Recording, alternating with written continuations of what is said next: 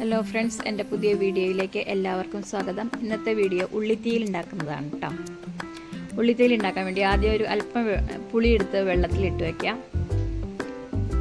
ഒരു പാൻ അടപ്പത്ത് വെച്ച് അതിനകത്തേക്ക് ആവശ്യത്തിന് ഓയിൽ ഒഴിച്ചു കൊടുക്കുക. അതിലേക്ക് തേങ്ങ ഇട്ട് കൊടുക്കുക. നമുക്ക് തേങ്ങ വറുത്തെടുക്കാൻ വേണ്ടി, അരപ്പിന് വേണ്ടിയിട്ടുള്ള തേങ്ങ വറുത്തെടുക്കാൻ വേണ്ടിയിട്ടാണ്.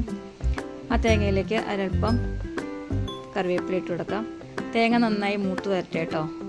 മൂത്ത് വന്നു കഴിയുമ്പോൾ അതിനകത്തേക്ക് ഒരൽപ്പം മല്ലിപ്പൊടി, ആവശ്യത്തിന് മുളക് പൊടി ചേർത്ത് കൊടുത്ത് നന്നായിട്ട് മിക്സ് ചെയ്യാം.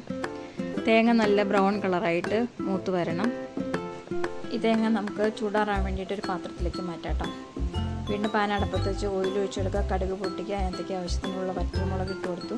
ഇനി നമുക്ക് ഈ ഉള്ളി ഒന്ന് വാട്ടിയെടുക്കണം. അത് നന്നായി വാടി വന്നു കഴിയുമ്പോൾ അതിനകത്തേക്ക് നമ്മൾ നേരത്തെ വെള്ളത്തിലിട്ട് വെച്ച പുളി പിഴിഞ്ഞ് ചേർത്ത് കൊടുക്കുക. ആ പുളി നന്നായിട്ട് ഉള്ളിയും കൂടി ചേർത്ത് നന്നായിട്ട് ഇളക്കിയെടുക്കുക. അതിലേക്ക് ഒരല്പം മഞ്ഞൾപ്പൊടിയും അല്പം മുളക് പൊടിയും കൂടി ചേർത്ത് ഇളക്കിയെടുക്കുക. അത് രണ്ടും കൂടി നന്നായിട്ട് ഇളക്കിടുന്ന വേവട്ടെ. നന്നായി വെന്ത് വന്നു കഴിയുമ്പോൾ നമ്മൾ നേരത്തെ എടുത്തു വച്ചിരുന്ന തേങ്ങ ഒരു മിക്സിയുടെ ജാറിലേക്ക് ഇട്ട് നന്നായിട്ട് അരച്ചെടുക്കണം. അപ്പോൾ അരച്ച് ഞാൻ എടുത്തിട്ടുണ്ട്. അത് നമുക്ക് അതിനകത്തേക്ക് ചേർത്ത് കൊടുക്കാം. ആ മിക്സിയുടെ ജാറിലേക്ക് ഒരല്പം വെള്ളം കൂടി ചേർത്ത് നന്നായിട്ട് പാകത്തിനാക്കി അതിലേക്ക് ഒഴിച്ചു കൊടുക്കാം. അത് നന്നായിട്ടൊന്ന് മിക്സ് ചെയ്തെടുക്കാം. നമുക്ക് അരപ്പും ഉള്ളിയും എല്ലാം കൂടി നന്നായിട്ട് യോജിച്ച് വരട്ടെ കേട്ടോ. ഒരു തണ്ട് കറിവേപ്പിലയും കൂടി അതിനകത്തേക്ക് ഞാൻ ഇട്ട് കൊടുത്തിട്ടുണ്ട്.